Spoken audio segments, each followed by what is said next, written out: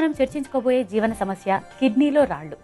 అసలు కిడ్నీలో రాళ్ళు ఏర్పడడానికి కారణాలు ఏమిటో వివరిస్తారండి? కిడ్నీలో రాళ్ళు ఏర్పడడానికి ప్రధానమైన కారణం మన మూత్రంలో ఉండే మలినాలు. ఈ మలినాలు ఎప్పటికప్పుడు బయటకు వెళ్ళిపోవాలి. అంటే మనకు మూత్రం వస్తున్నప్పుడు వెంటనే మనం మూత్ర విసర్జన చేసినట్లయితే ఈ మలినాలన్నీ బయటకు వెళ్ళిపోతాయి. అయితే మూత్రం సక్రమంగా వెళ్లకుండా ఆపుకుంటూ ఇతర పనులతోనో లేదా ఇతర ధ్యాసలతో గడుపుతున్నట్లయితే ఈ యొక్క మూత్రంలో ఉండే మలినాలన్నీ చిక్కబడడానికి ప్రయత్నిస్తుంటాయి.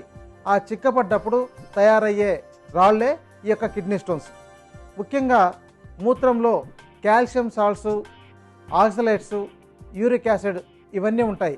ఇవన్నీ ఎప్పటికప్పుడు మన శరీరానికి పనికి రాకుండా పోయినవన్నీ బయటకు వెళ్ళిపోవాలి. అలా వెళ్లకుండా ఎక్కువసేపు ఉన్నట్లయితే ఈ యొక్క కిడ్నీ స్టోన్స్ తయారవుతాయి. ఇంతేకాకుండా మనం ఆహార జాగ్రత్తల్లో కానీ లేకపోతే ఇతర వ్యాధులకు వాడే ఔషధాలు సక్రమంగా వాడకుండా పోవడం, లేదా వాటి యొక్క మోతాదు ఎక్కువ అవడం, లేదా నీటిని తక్కువగా తీసుకోవడం వల్ల ఈ యొక్క మలినాలన్నీ సరిగా శుభ్రం కాలేకపోవడంతో ఆ మలినాలన్నీ అట్లాగే క్రిస్టల్స్గా తయారవుతాయి. ఇవి బాగా పెద్దవైపోయినప్పుడే మనకు చాలా ఇబ్బంది వస్తుంది. కొంతమందికి చిన్న చిన్న రాళ్ళు ఏర్పడి ఉన్నట్లయితే అవి అలాగే ఉన్నా సరే ఏ నొప్పి బాధ ఏవి ఉండదు.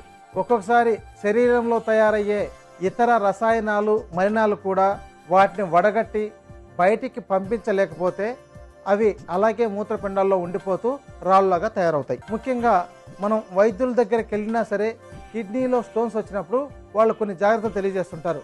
టమోటా, పాలకూర కలిపి వండి తినొద్దు, అలాగే పొట్లకాయ, ఎగ్ అంటే కోడిగుడ్లు వీటిని కలిపి తినకూడదని, బచ్చలి కూర, కోడిగుడ్లు కలిపి తినకూడదు.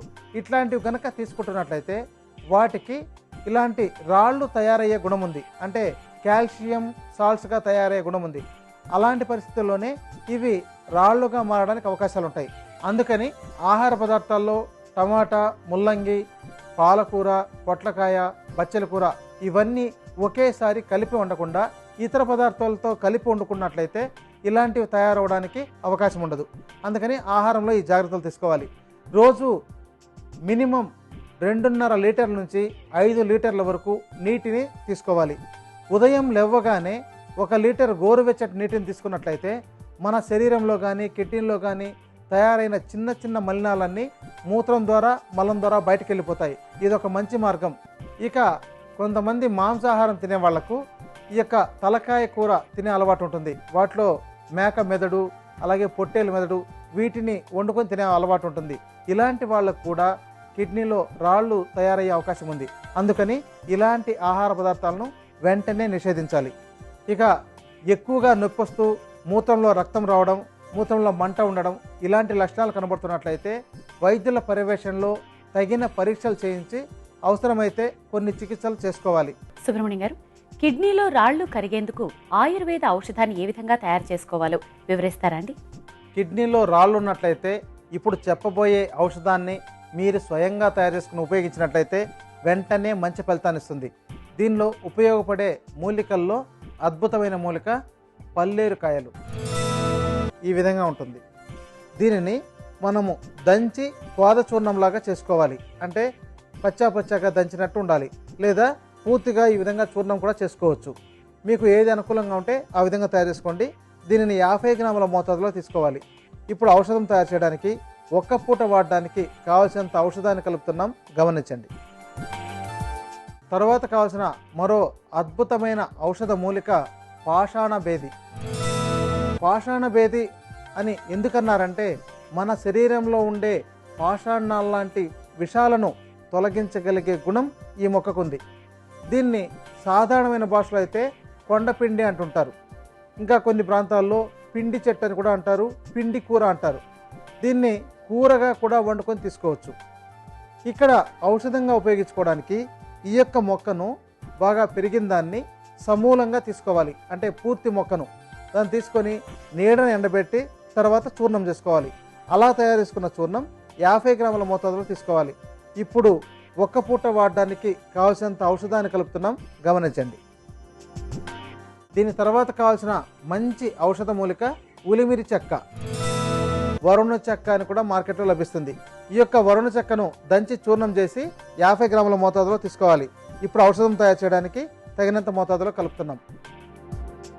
దీని తర్వాత కావాల్సిన మంచి ఔషధ మూలిక శొంఠి. శొంఠి అందరికీ తెలిసిందే. దీనిని దంచి చూర్ణం చేసుకొని చూర్ణం 25 గ్రాముల మోతాదులో తీసుకోవాలి. ఇప్పుడు ఔషధం తయారు చేయడానికి తగినంత మోతాదులో కలుపుతున్నాం. దీని తర్వాత కావాల్సిన మరో ఔషధ మూలిక ఉలవలు. నల్ల ఉలవలు చాలా మంచిది, ఇక్కడ ఔషధంగా కూడా చాలా బాగా పనిచేస్తుంది. దీనిని 90 గ్రాముల మోతాదులో తీసుకొని చూర్ణం చేసుకోవాలి. ఇప్పుడు ఔషధం తయారు చేయడానికి తగినంత మోతాదులో కలుపుతున్నాం. దీని తర్వాత కావాల్సిన మరో అద్భుతమైన ఔషధ మూలిక యవక్షారం. యవక్షారం దీన్ని శుద్ధి చేసుకోవాలి. దీన్ని శుద్ధి చేసుకోవాలంటే ముందుగా కొన్ని ప్రక్రియలు పాటించాలి.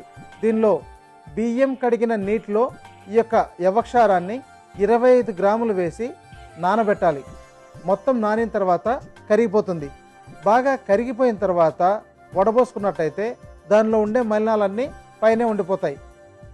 వడబోసిన నీటిని మాత్రం తీసుకొని మళ్ళీ స్టవ్ మీద పెట్టి మరిగిస్తున్నట్టయితే మొత్తం నీరంతా ఆవిరైపోతూ కేవలం ఈ యొక్క యవక్షారం మాత్రమే మిగులుతుంది. అంటే బాగా నీరంతా ఆవిరైపోయిన తర్వాత లిక్విడ్గా ఉండేటప్పుడు దించి చల్లార్చినట్లయితే మొత్తం గట్టిపడిపోయి మళ్ళీ యవక్షారం తయారవుతుంది. అలాంటి చూర్ణాన్ని 25 గ్రాముల మోతాదులో తీసుకోవాలి. ఇప్పుడు ఔషధం ముందుగా తయారు చేసే విధానం వేరుగా ఉంటుంది. దాని తర్వాత ఈ యొక్క యవక్షారం చూర్ణాన్ని కలుపుకోవాలి. ముందుగా ఈ మూలికల చూర్ణాలన్నింటినీ కలిపి ఒక డబ్బాలో ఉంచుకొని 2 స్పూన్ల చూర్ణాన్ని 2 గ్లాసుల నీటిలో వేసి బాగా మరిగించి, బాగా మరిగిన తర్వాత 1 గ్లాసు మాత్రమే మిగులుతుంది. అలాంటి పరిస్థితుల్లో దించి వడబోసుకొని ఆ యొక్క వడబోసిన కషాయంలో యవక్షార చూర్ణం 1/2 గ్రాము కలపాలి. అలా కలిపిన దాన్ని గోరువెచ్చగా ఉండేటప్పుడు తీసుకోవాలి. ఇలాంటి ఔషధాన్ని తయారు చేసుకొని రోజు 2 పూటలు ఆహారం తీసుకున్న తర్వాత తీసుకుంటున్నట్లయితే మీ కిడ్నీలో తయారైన 10 మిల్లీమీటర్ల లోపుండేవన్నీ కూడా కరిగి బయటకు వచ్చేస్తాయి, లేదా అలాగే కూడా బయటకు వచ్చేస్తాయి. కనుక ఇలాంటి ఔషధాన్ని తయారు చేసుకొని ఉపయోగించి మంచి ఫలితాలు పొందొచ్చు.